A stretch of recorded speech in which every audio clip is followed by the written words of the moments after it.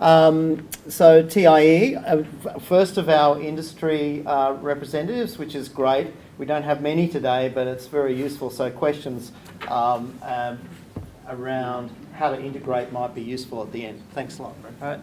So my name's Brendan Calvert. I'm the Research and Development Engineer out at Ter Services.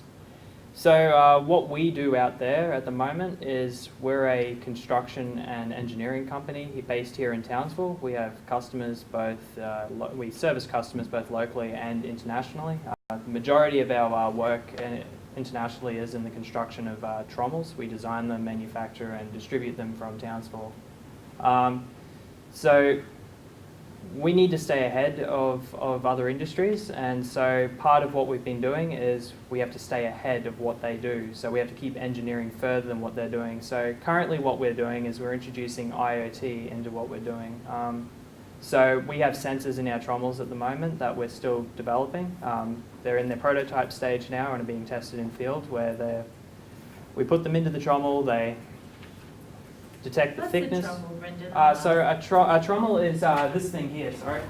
So basically it's like a giant sift for crushed rocks. So all the big rocks get pushed out the other side and go back for more crushing, and all the smaller rocks fall through and go on for a further processing. So these things, they wear out very quickly. Yeah, they wear out very quickly. They get replaced anywhere between 16 weeks to, it depends on, I guess, how active the mine is, but in general, they need to know how thick they are, and they get in there and they measure them with calipers. So we have thickness sensors in there at the moment that are transmitting the information back. It does it in real time, and they're able to come up with trends then later on for maintenance plans so that they know when these things are going to fail.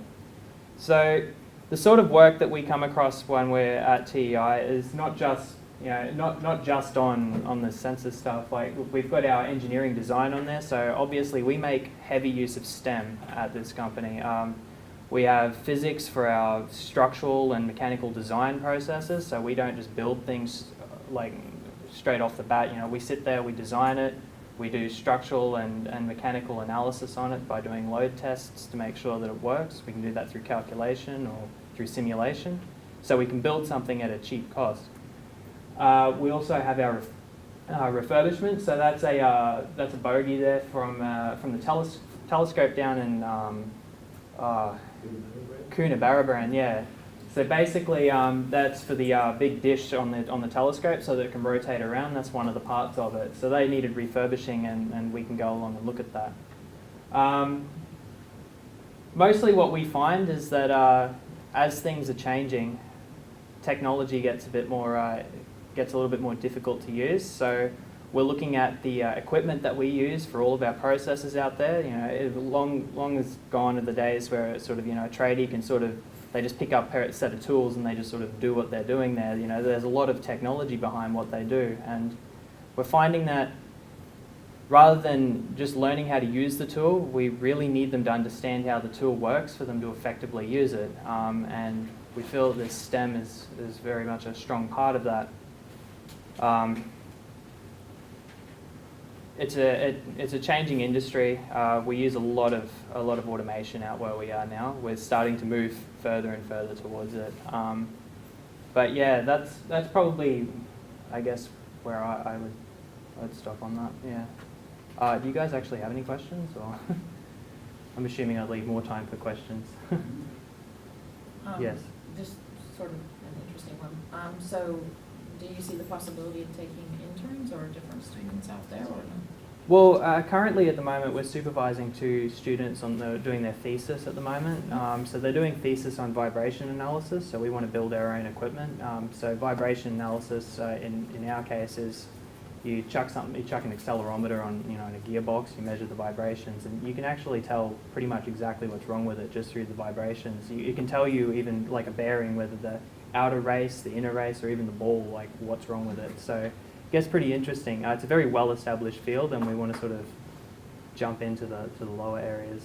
How are you adding the IoT things to your existing equipment? Well, in this case here, the trommel is getting a sensor on there, so it just has it on the outside of the, it goes through the screen on there, and it's able to detect as the screen wears away what's going on it. So we're slowly trying to, that's one of the first ones. The other one that we want to do is like a cheaper vibration type of system. There are a lot of companies out there, specifically mining companies. The big ones will buy the really expensive equipment, but the smaller operations, they might only get vibration analysis done maybe once every 6 months, and they'll get someone physically to go out there with a probe and measure it rather than actually do it, and it's a lot cheaper for them to do it. Yeah, that's sort of, that's why we're interested in on that. Afternoon, Warren Cheatham. I'm a librarian out of shot, sorry, at City Libraries Townsville. So I wanted to touch on 4 things of the many things that the libraries do. First of all is the stuff that we've got. We've got one of our obvious resources of the libraries is our collection, a lot of books on shelves. And in the STEM field, because we're a public library and our audience is the general public, you'll find a lot of materials that's very accessible for kids, for parents, for families. So we don't have mathematics textbooks, we'll have Adam Spencer's World of Numbers type books. We don't have books on astrophysics, we've got how to do backyard astronomy.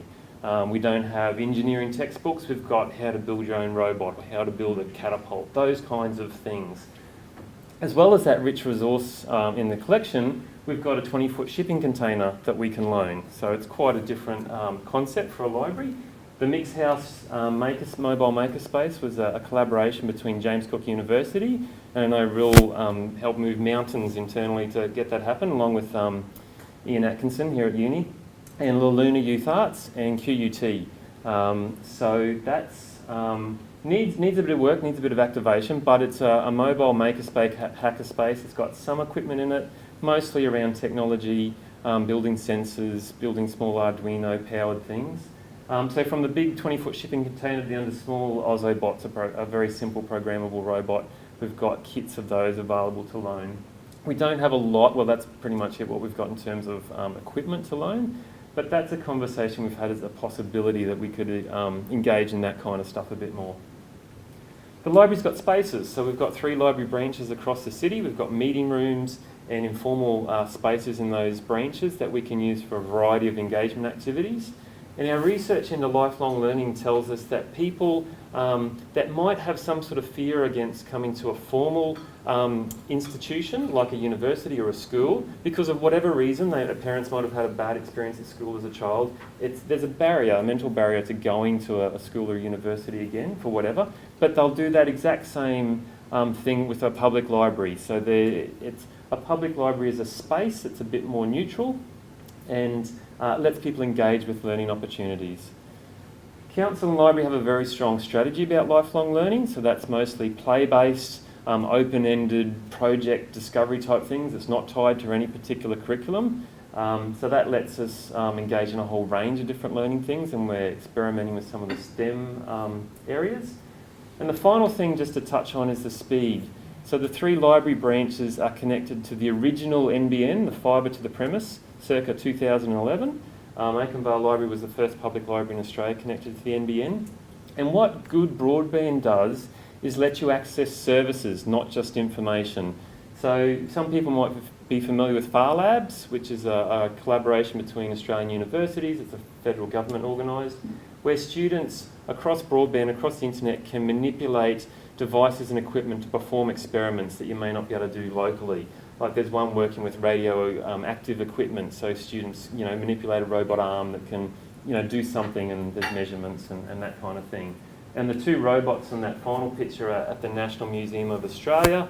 They're autonomous robots that can roam the museum floor, and you can book out classroom visits. So on our public computers, students can sit, and those robots, as well as like a one-to-one video conference camera, there's a 360-degree picture that gets taken and uploaded every few seconds. So you could have 10 people doing that robot tour, and every person can have their own view of the museum. You can pan right, pan left. So it's a bit more of a deeper, enriched activity. Not as good as being there, but the real thing. But it lets you have a classroom visit to the National Museum in Canberra from Townsville. That's one of the potentials of good broadband. Just a highlight of some of the things we do. Happy to take questions. Email's up there if you've got any follow-up questions. That's it in a nutshell. Thanks, Warren. Well, I don't have a, hello everyone, I don't have a slide. Blame Dylan. My name is Michael Ingle from Me Technology. I've lived here for 24 years, based in Townsville, of course. My job description is technology chef.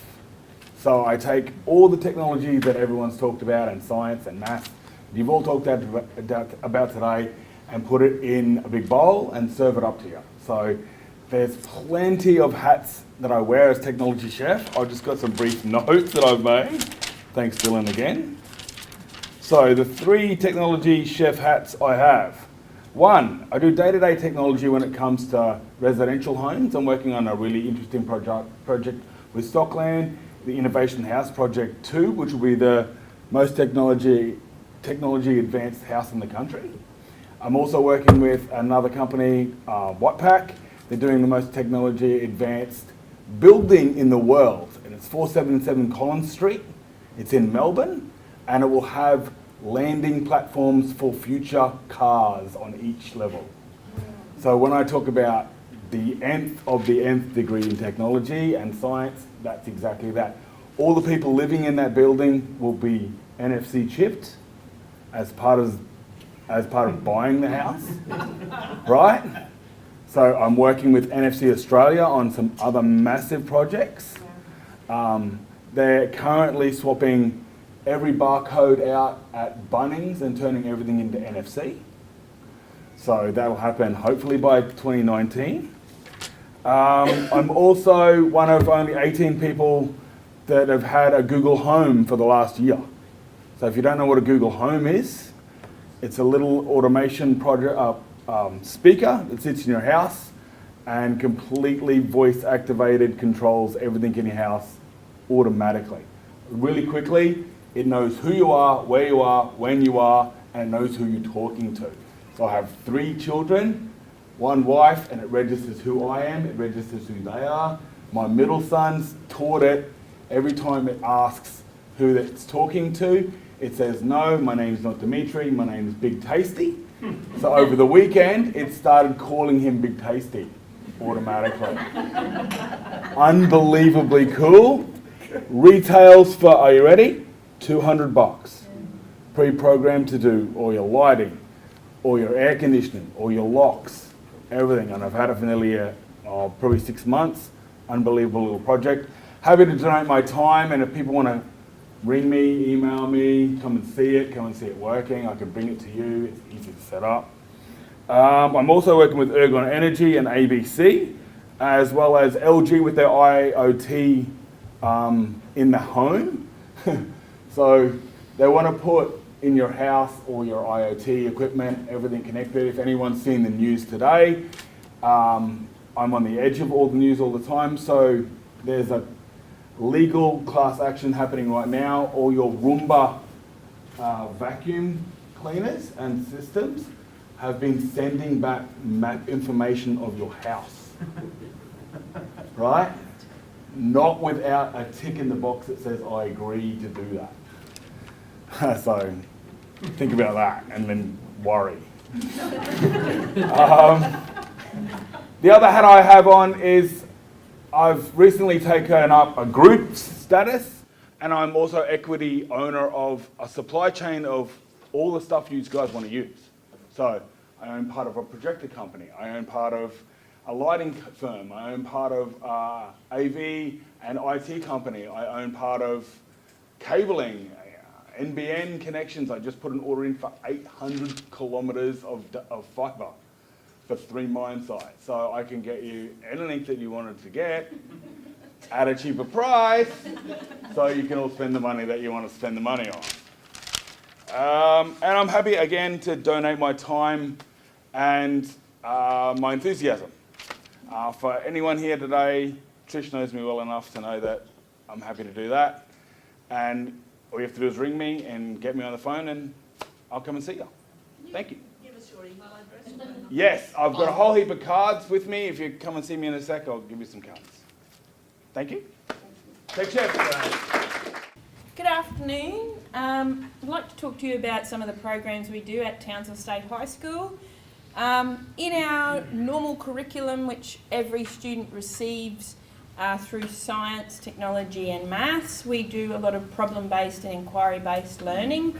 It's very hands-on in order for students to learn experientially. So the idea is, rather than it being a concept on a page in a textbook, it comes alive and is applied in real life. So very, very exciting for the kids, but also goes from excitement to engagement to actually establishing in-depth learning, which is really, really good to see. And a lot of students, through doing that hands-on learning, find that learning is a little bit more approachable. Some things like maths, which sometimes maths can be a bit lonely and not have enough friends. Having it where it's a bit more contextual means that students can actually have an appreciation for maths because it comes alive. In terms of some other subjects that we do, we actually have a STEM subject that every student in grade 8 and grade 9 participate in at Town High. Within this program, we do STEM-based challenges. We look at the range of separate subjects, so what is engineering, what types of engineering are there, what is maths, how can you apply maths across the broad spectrum of all STEM. We look at science, and we look at science and how it talks to the different disciplines in STEM, and technology in terms of coding, plus also using technology to inform the other aspects of STEM. We have a range of programs in our senior school, such as aerospace, which looks at rocketry, gliders, 3D printing, 3D modelling, in order for students to actually get a lot of real life experience from science of flight through to the business of flight. And the students are highly engaged with defence and the airport. We have biology and a really strong partnership with JCU and our scientists in schools, and probably more scientists than I can count that now are in our group. They're actually out today working with our students, which was really great. Physics, chemistry, aerospace, biology all have dedicated experts from industry and research that inform what we do. We also have extracurricular programs, which are a robotics club, a creativity and science and technology club. We also have Girls in STEM club that started up this year, and we had girls that were actually nearly crying, clapping and jumping up and down at the idea of that club, which is exciting for us because we're a co-educational school. These girls have really taken it on board, and we're running Superstars of STEM up there, or STEM Stars, an event for girls, and that event will actually have experts from Brisbane to Cairns coming to speak to girls from primary and secondary schools about STEM. Just a little bit on the side on my hobbies, I guess, which is my spare time. Other things I can contribute to the STEM Hub and to STEM organisations. I'm a part of Women in STEM Australia, National Girls Collaborative, the Science Teachers Association of Queensland. So in terms of external perspectives, I can bring that into the hub, but also into your organisation if you're interested in those components. As well as the paper I mentioned before, there's a link there. If you go to that, the entire paper is there. You can have a nice read of it, share with all your friends, share with people that are involved in STEM industries. And sorry, I went over. All right, thanks, John. As John said, my name's David Cole. For those that don't know me, I'm a former JCU graduate. I've got a few companies I've started, but I'm an engineer, so I've got an engineering company. And more recently, I've probably in the last 3 or 4 years started a drone company. So I'm not an educator, I don't claim to be, but I think drones have a really, there's a lot to them that I think encompasses a lot of science and engineering in one sort of little package. So I think they're a great teaching tool. So yeah, and it's also, I guess, a bit of self-interest, declared self-interest that I do have a drone company. So what I wanted to do, rather than me talk, I grabbed this video off YouTube, if it works,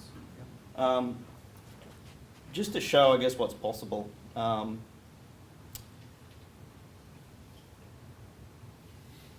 audio, but that's no, that's right. That's right. You all right? Yeah, no, it's okay. So obviously, you know, there's obviously the 3D modelling side of things, and then actually, obviously, going and printing the bits and pieces. And yeah, you know, some basic soldering. So these things are now cheap enough, and I'm sure some of you have started to play with drones in the school environment. This is what I really liked at the coding side of it. So very much around, you know, and look, it's not even using controls. I don't think they're using their hand to move things around and doing all sorts of interesting things. So yeah, that's just one provider that, you know, produces the whole kits. We don't have any affiliation with them, but that's just, you know, if you wanted to go dig, they do exist. But yeah, it's more on this coding side of things where I think it's pretty interesting. You know, it's just graphical type coding where, you know, you're not writing endless amounts of code. It's more visual, more graphical. So you can, I guess, start to learn the concepts and ideas behind it. And then, I guess, go out and quickly test things so you can actually see if they work or not. So there's been a lot, I just want to give you a bit of well, I guess it's my teaching, about the rules and regs. So you'll see in the news tonight, someone is in big trouble for flying at the V8s. So he's getting hammered pretty hard. So you'll see that. But to give you some on the rules and regs, so the small ones below 100 grams, there's no real restrictions on those, so you can pretty much do whatever you want. I haven't seen them hurt anybody. They're pretty small. They can't really do too much damage. But obviously, you'd have to do your own risk assessments and things with them. But they're pretty harmless. Above 100 grams to 2 kilos. So the things at 2 kilos are, you know, the little white phantoms that you'll see around the place. So they can start to do some damage. They will cut you. So you've got to be aware of that. So there's some restrictions on that, but there is a certain level of flexibility in terms of going outside and doing things. You can do stuff inside, no problem. It's not the domain of the regulator. So in this room, we could fly one around. It's not really, you're not in trouble with the regulator. Once you go outside, then you've got some issues. And then above 2 kilos, there's lots of restrictions. So about where, well, you can't fly without a license. You need to be licensed and all this sort of stuff, and that's where the costs start to creep in.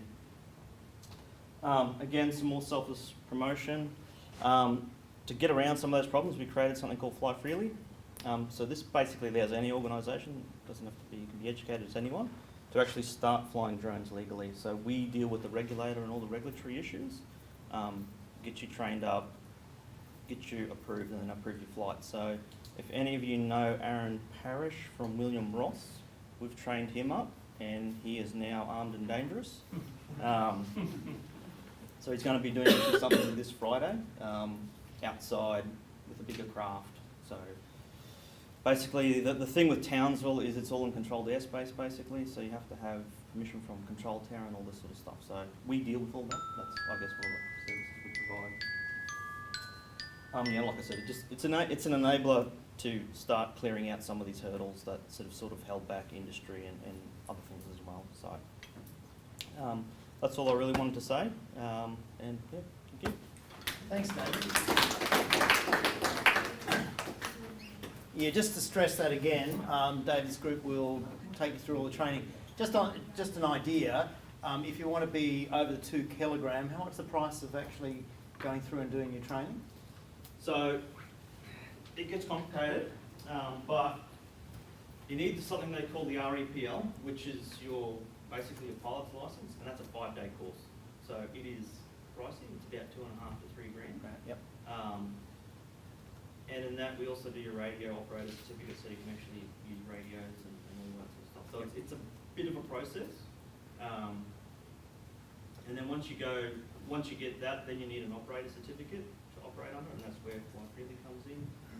So we've tried to make that as cheap as possible. So we're doing packs of approvals, where you can basically get 5 approvals for around $400, and that will last you 3 to 6 months. So you can use them there. Thanks, David. I remember when I was 8 years old asking my mum, what do I do when I finish primary school? And she said, you go to high school. And then I said, well, what if I want to keep learning? And she said to me, well, you could go to university and do a degree. And then I said, well, what if I want to keep learning after that? She said, well, you could do a PhD. And I said, what's that? And she said, well, that's, you know, quite a few years of doing some research and discovering something new that's not been discovered before. And I thought, wow, that sounds fantastic. That sounds like an endless pathway for me to learn new things, to discover new things in science, and it sounds like a pretty fun, cool job to do. So that's just what I decided I wanted to do. So in my mind, I had this mental map etched from my mum's conversation about what I needed to do to become a scientist. And that map stood me fairly well for most of my early part of my life. I loved school, so I studied hard. I got into the course I wanted to do at university. I progressed through my degree, my honours, my PhD. And most of the time, and pretty well, I loved most of it, except for the bits that I hated. But by and large, I loved what I was doing. But that was as far as my map took me, because my mum didn't really tell me much about things like jobs, husbands, babies. These things weren't on my map. So it was a little bit like Google Earth, where I had a few place marks pinned strategically on my path, but I had the borders and labels layer switched off. It turns out that choosing a life pursuing a passion for science, technology, engineering and maths, particularly if you're a woman, involves a path that may have many minor and major diversions, a few hiccups and hurdles, bumps and sometimes blockades. So what I needed was a map that was more realistic, more robust, and included alternate routes. I needed to switch on the borders and labels layer, and I needed to populate it with as much shared wisdom as possible from others with the same passions and similar roadmaps as myself. Townsville Women in Science and Technology, or TWIST, is a way of switching on that layer. It's an informal group that provides a conduit for professional and social engagement between women in the Townsville area who are working in all fields of science and technology, including science and maths teaching. TWIST provides an opportunity for sharing our geeky passions, for making professional connections and networks, for enhancing professional development skills, and most importantly, sharing our stories. Sharing the details of how we've negotiated, or not, pursuit of STEM passions, be it in academia, in industry, or in government sectors, helps us to flesh out our maps more realistically and strategically. A more robust map to help us navigate beyond just the formal learning phase. TWIST encourages engagement with high school teachers of science, maths and technology, not only for their own personal development as scientists, but to emphasise the links between curriculum and the future careers of their students. We see an opportunity for developing mentoring relationships between practising scientists and those who are nurturing the scientists of the future, and TWIST is enthusiastic about developing a science teacher mentoring program in 2018. And it's for this reason that we welcome you to join with fellow Twisters to share your collective wisdom and to celebrate your geek. Thanks very much. Thanks. Any quick questions? They're probably... So how do we join? Maybe Email address there, or otherwise you can contact me. My email address is just JCU email, so marie.corcoran@jcu.edu.au. So we have about 150 people on our mailing list, and it covers a huge spectrum. It's amazing how diverse the women working in science and technology in the Townsville region is, actually. I think we punch way above, not just women, I mean men as well, but I think the science and technology fields in the Townsville region.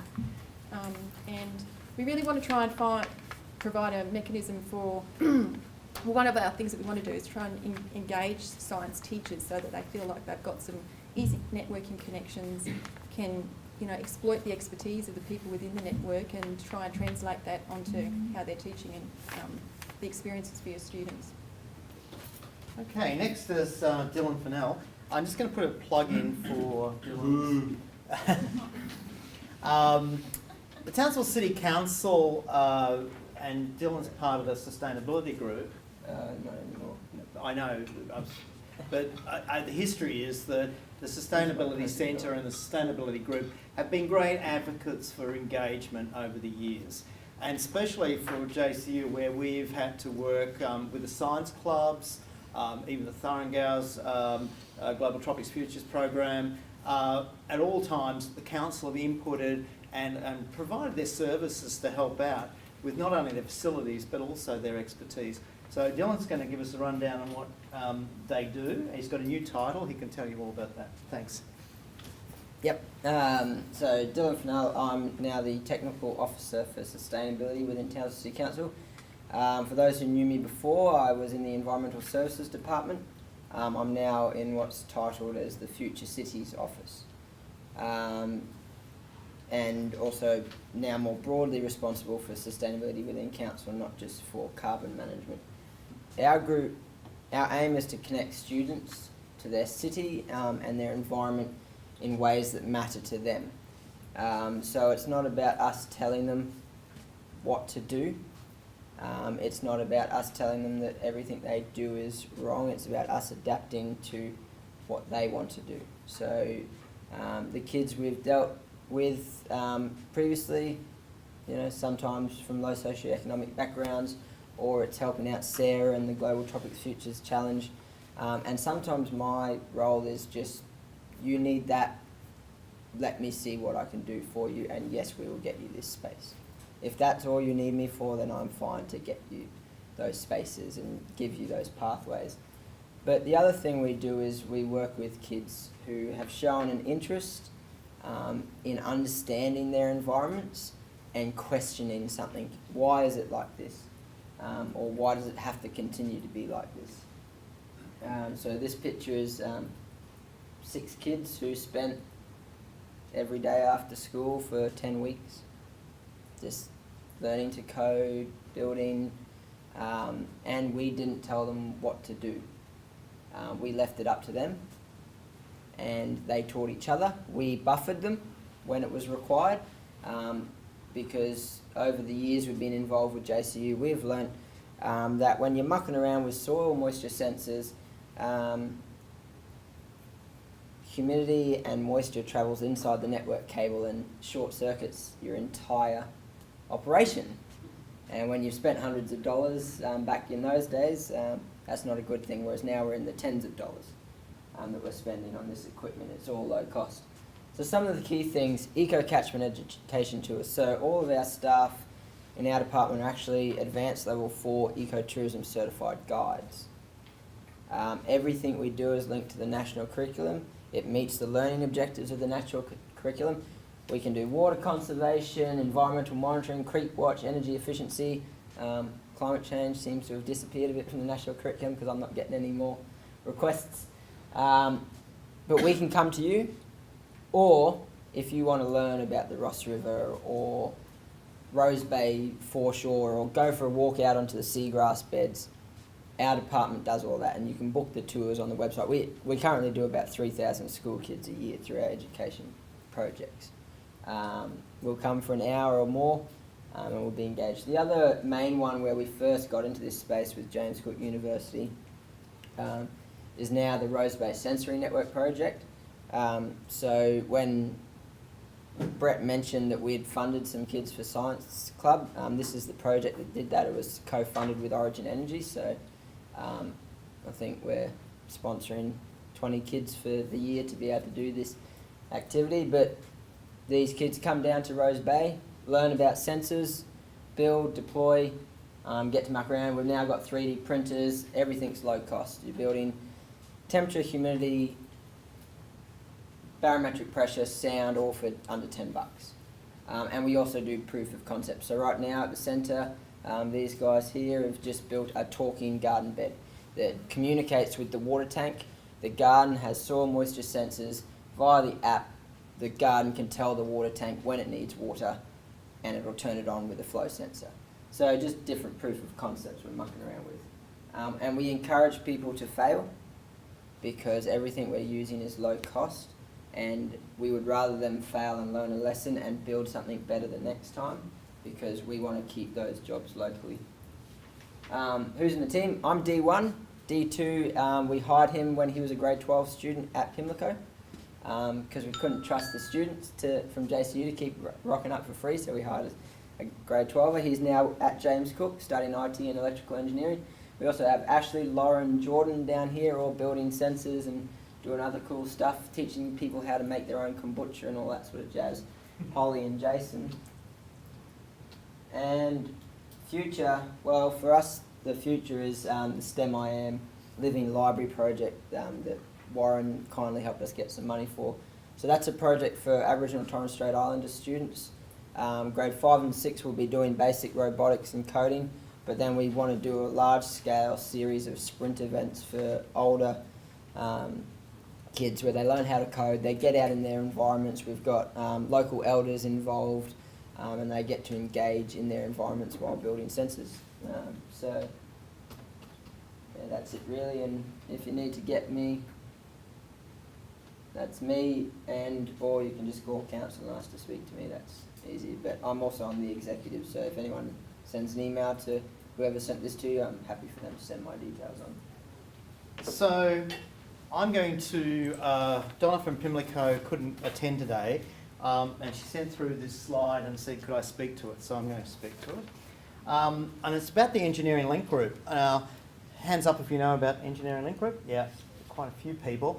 So Greg Milliken and, I should know, Paul Richards set up this group some time ago because they were a bit desperate about seeing students come through high schools and not go on to engineering. So they started this program while they were both teaching, I think. Is that fair enough to say? So while they were both teaching, they set up this group and they basically set up programs for students to go into university. Gee, that was quick. To go into university and experience some engineering at some level. So this idea of this problem with students not going and doing STEM, they were passionate about it. Greg, I think as recently, 2 years ago, left his teaching job to take up a full-time position. Back teaching. Oh, he's back teaching. So he's had a couple of years off and learnt that the real world's hard stuff.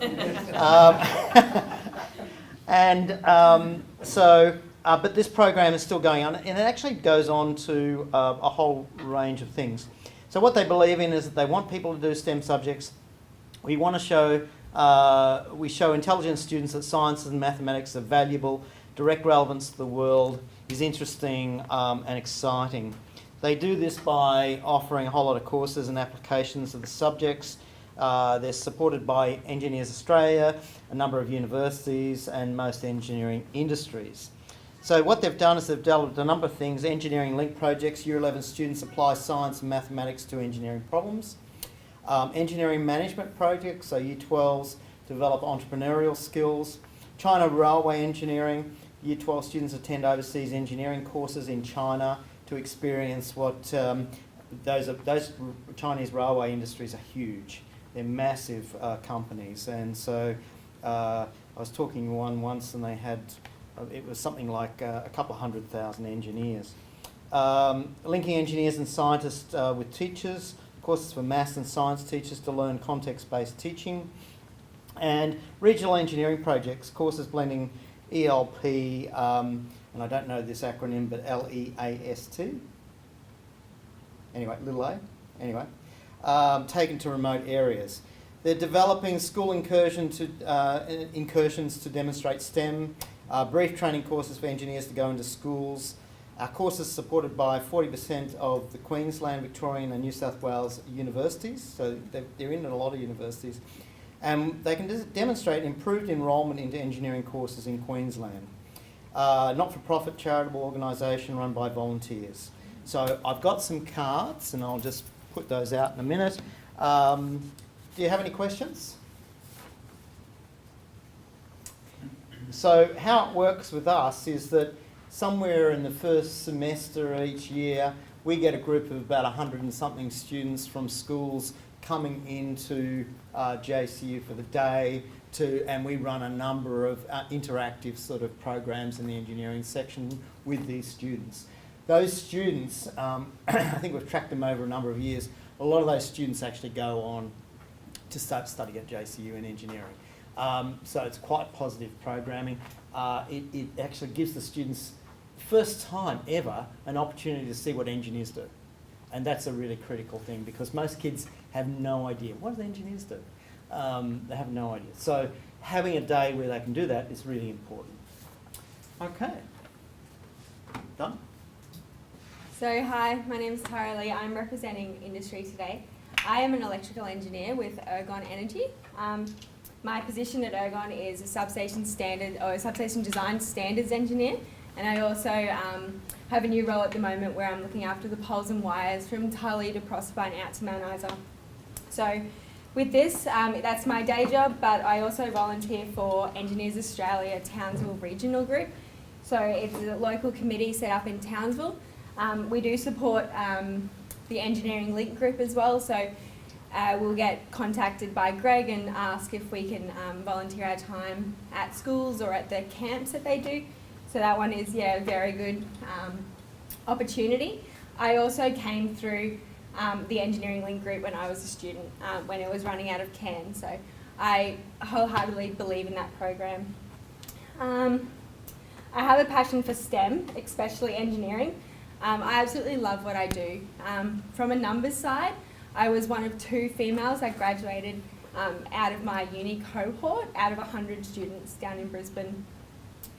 It is still common, I guess, for me to be asked, what is it like to be the token girl in a meeting, or can you take the minutes? Maybe because I'm young and I can type, or because I'm the only female in the room. So I still get that. So I guess my passion is to get or encourage more females into engineering or even just the STEM subjects. So I started with the local EA group. I'm trying to help promote diversity through engineering. So what we have done is to encourage the diversity is when we have a workshop, look for diversity in our speakers. So avoiding those all-male panels. We're also, when we do visit schools, we try and have 1 male and 1 female attend, so schools can actually, or children can actually see that females can be engineers. One project that we're working on with the engineering group, or the Engineers Australia group, and the Townsville Industry Leaders Forum, or the Leaders Group, is we're developing an issue paper. So the topics of the issue paper, we're looking at STEM engagement, primary to professional, and promoting diversity. So what industry is seeing is some skills aren't transferring from university. So one example is I had a vacation student that couldn't use CAD, and they had taken it out of the electrical degree because they didn't think they needed CAD, but they left it in the civil and mechanical. So when he came on board, we had to keep it. We had to train him up in CAD so he could do all our designs. So we're kind of looking at collecting all that feedback and evidence where skills from industry are needed at university. So applying them into university, and then how, if university is seeing a gap in skills from schools, how can we bridge that gap as well? So that was the first issue. Second issue we're looking at is the STEM transition from uni to graduate, and also the issue on retention. So how we can retain females in that STEM world. Happy to answer any questions. I've got a question. We've been talking to Barbara Ann a little bit with Energy Queensland, and we've got to get back to her. But National Science Week, I think there's a bit of discussion amongst the executive in the hub around, having a key sort of focus for next year. So not proposing anything at the moment, but it'd be really good to keep you in discussions there around, what Energy Queensland want to do with your engagement and how that might fit with the hub, because you'd be a great partner. Yeah, thank you. Happy to be involved. Hi. Good afternoon, everyone. My name's Libby. I work at the Museum of Tropical Queensland, just on Flinders Street in Townsville. I think I know most of you anyway. So the museum is interested in the STEM agenda, and we do have practicing scientists and professionals here in Townsville. And really our mission is to inspire generations of Queenslanders to discover, celebrate and value our distinctive natural and cultural environment. And we have been trying to support these through our exhibitions. We're a museum primarily, we put things on display, we like objects, we like collecting them. We've had the Lego Towers of Tomorrow, and recently Dinosaur Discovery, which was a blockbuster for us. It broke all the records. We had over 98,000 people come through just to see that exhibition alone, and 3.5% were on booked school groups. So I was very busy that time. Our next exhibition is Horrible Histories Pirates, so it's going back into more of the social history kind of field, but that exhibition is from Australian National Maritime Museum and Scholastic in London, and there are some STEM elements in terms of pulleys on the old wooden ships, and all the diseases and nasty things, and your peg legs and your hooked hand and all that sort of thing.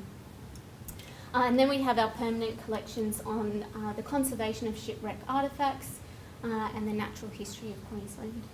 So there's lots of options for schools if you want to come into the museum, and we're also looking at expanding our program back into outreach.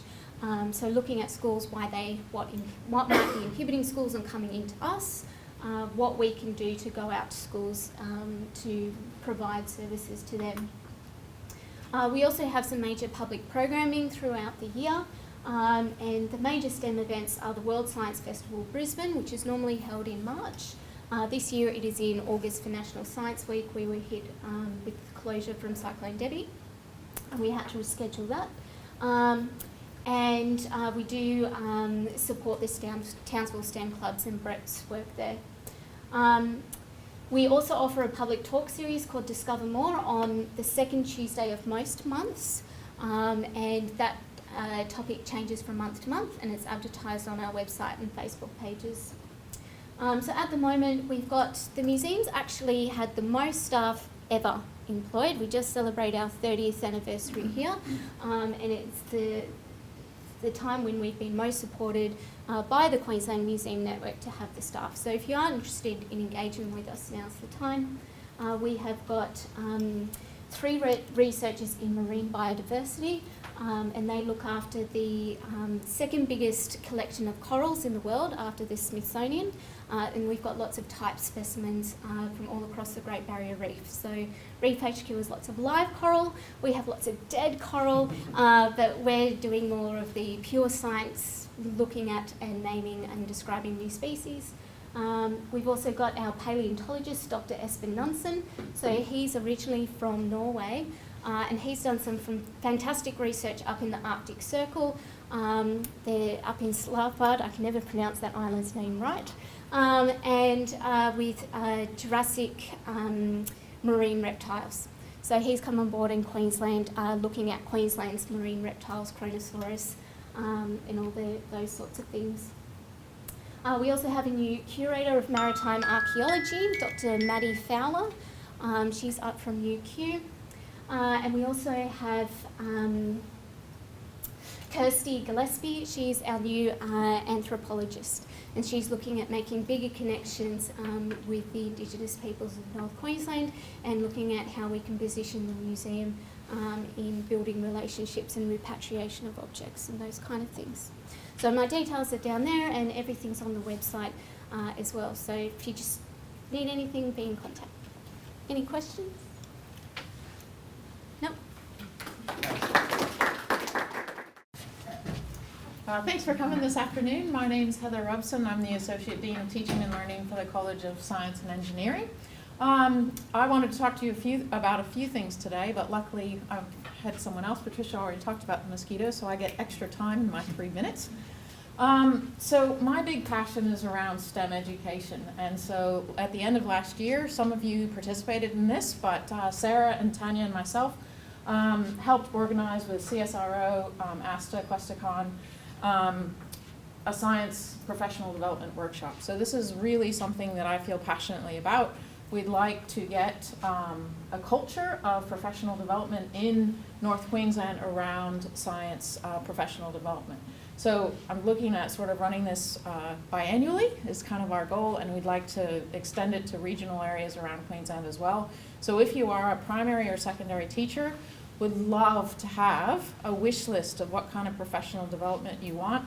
across the whole STEM sort of thing. So feel free at any point to email me and say, Heather, we really want this, we really want that. And what we would like to do is have a very concerted effort to, I guess, collaborate with schools in a time-sensitive manner to provide the sorts of professional development that you need when you need them. So what we would like to do in the future is have a really nice calendar that says, coming up in September, we're all going to be teaching X.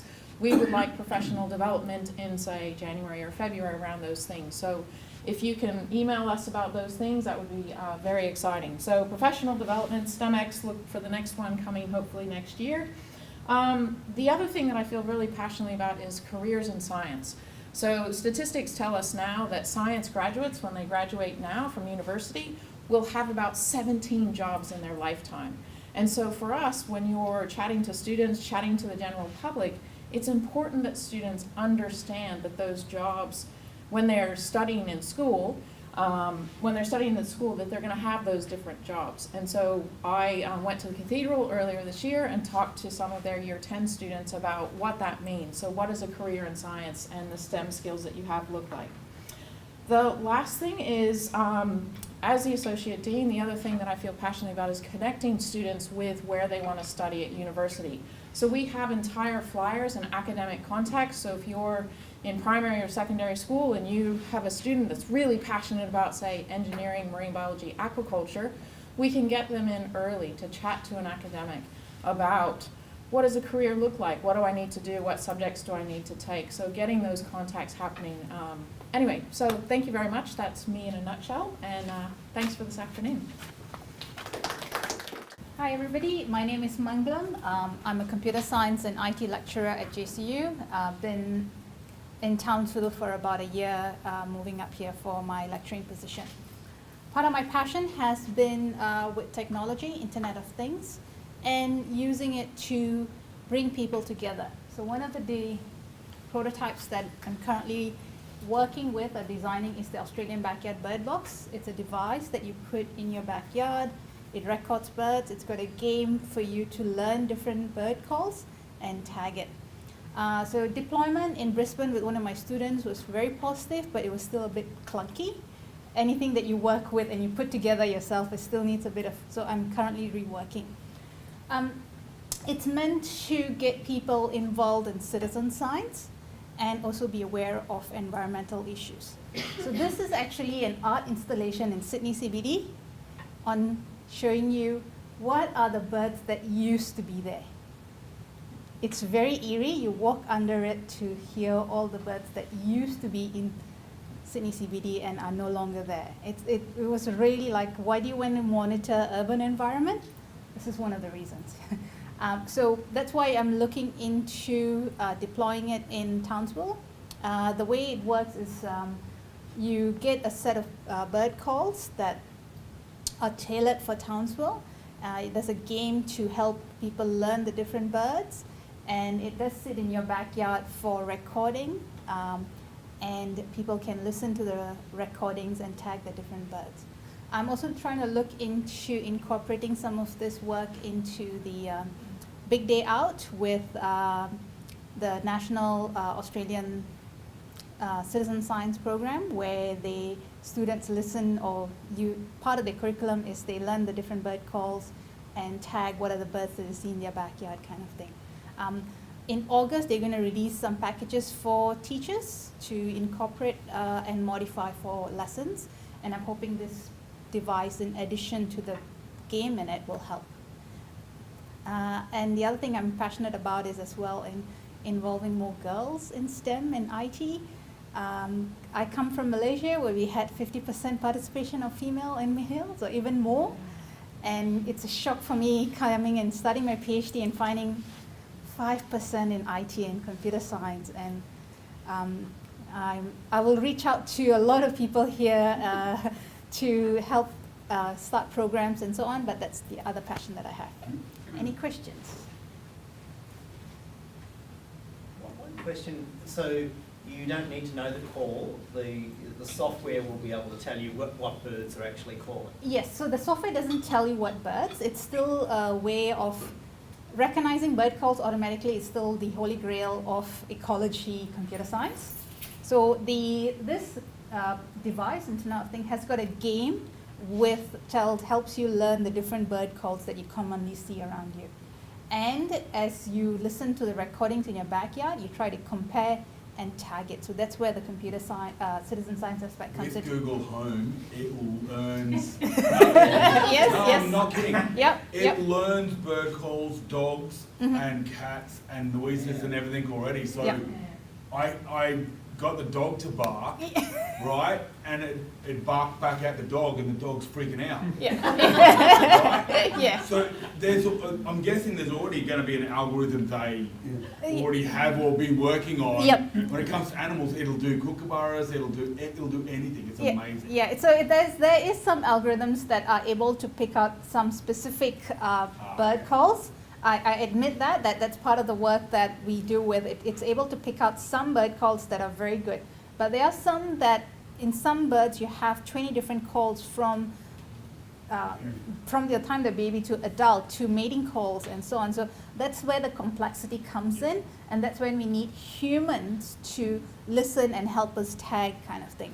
To get bird call experts to do it for us is expensive, and that's one of the reasons why we're trying to get citizen scientists involved and also create awareness about this. And I've used this to record my dog call, especially when I first got her. I was not sure if she was barking when I was not at home. So we recorded and to check and see whether if she barking too much or just a little bit. So yes, it does work with other animals as well. Any other questions? Thank you. I'm Pete Thompson, Maths Science Head of Department at Heatley Secondary College. So over the last few years, since I've been at Heatley, we've started trying to engage our primary kids that are feeding into our high school. We haven't had a great uptake of science in the senior sciences in the last 5 or 6 years at Heatley and maths, and that's for many reasons. One of the reasons is kids aren't engaging in science at all. So where Kerwin and Paddy were talking about getting kids going from the curricular to the extracurricular, we're actually going the other way. We're trying to get kids who enjoy the extracurricular stuff to actually start engaging that back into the curriculum that they're already doing. They don't actually realise it's the same thing. So we started a number of years ago, about 3 years ago. It all started with a primary school science fair. So our science week was a primary school science fair.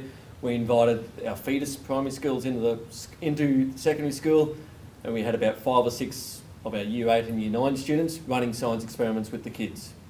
From that, we started growing kids' interest in science and extracurricular clubs. So there's the current 4 main clubs that are running at the moment. So we have a group of kids running a bug club, a Lego club, which is sort of a robotics engineering club, a fish club. Our aquaponics area at Heatley is quite advanced and has been advanced for a number of years, and the chess club, which has been very successful over a number of years as well.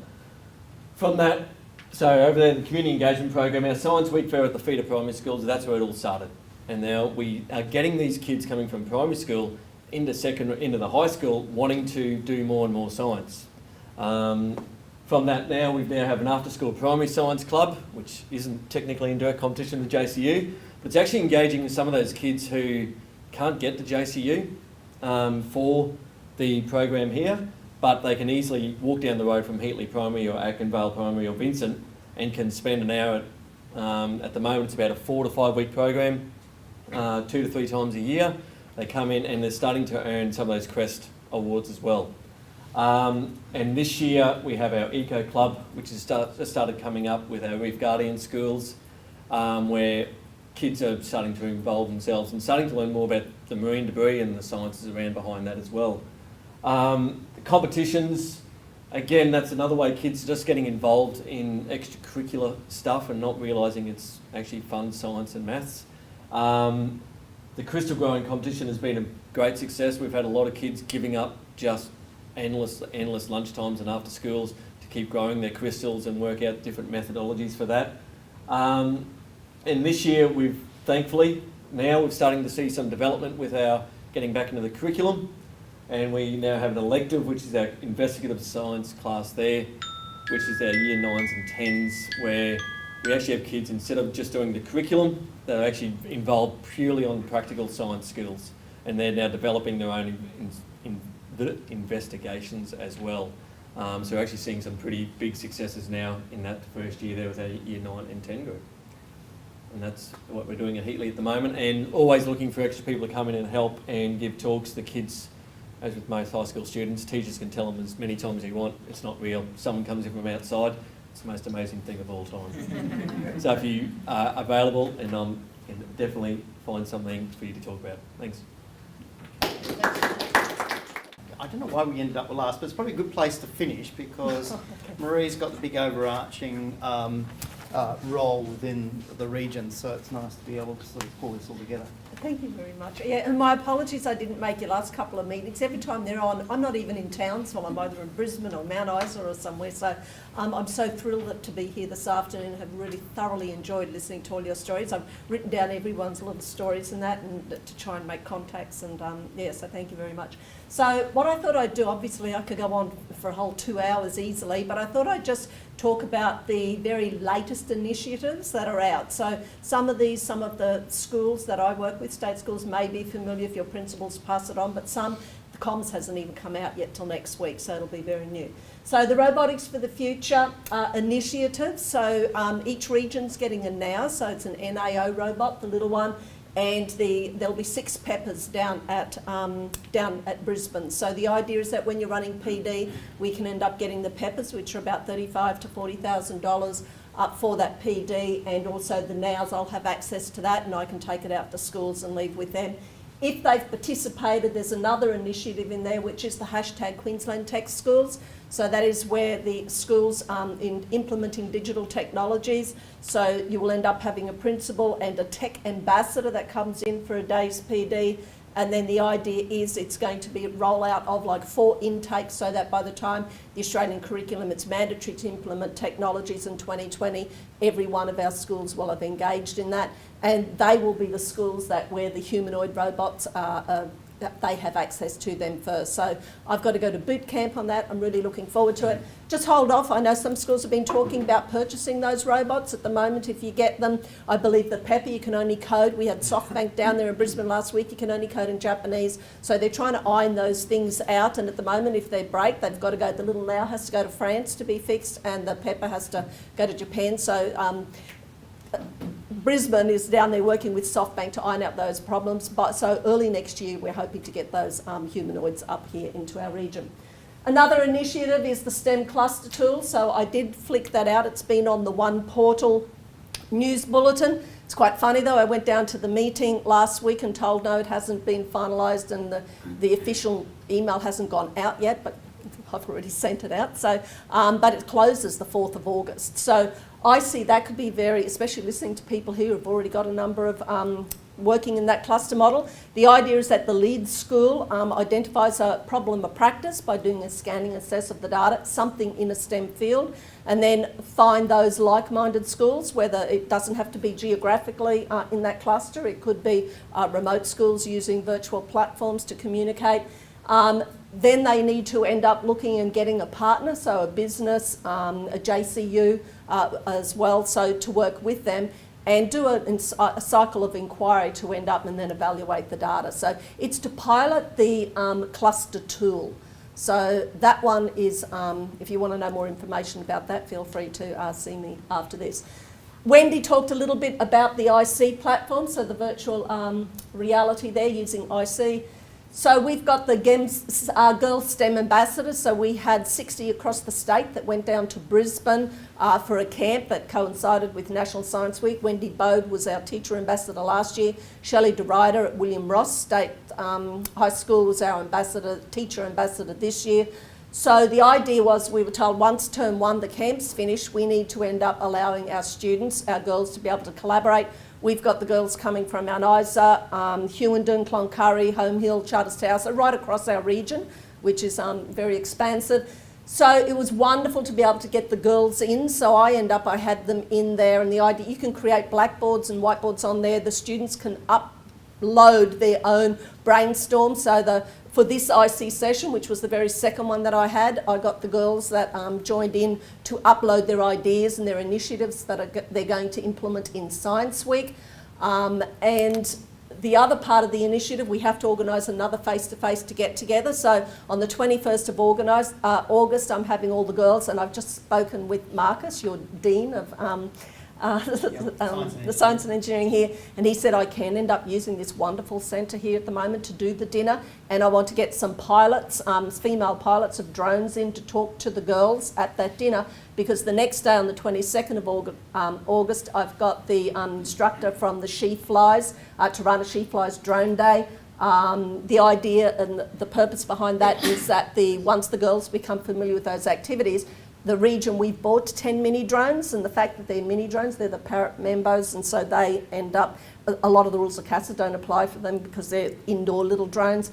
I will take them out to the schools, talk with the HOD of technology, science, whoever it is, that expert, with the girls, and then I will leave the drones in the school, and the idea is that the girls are promoting and focusing girls using technology and become a role model and get their other girls on board as well. So really looking forward to that.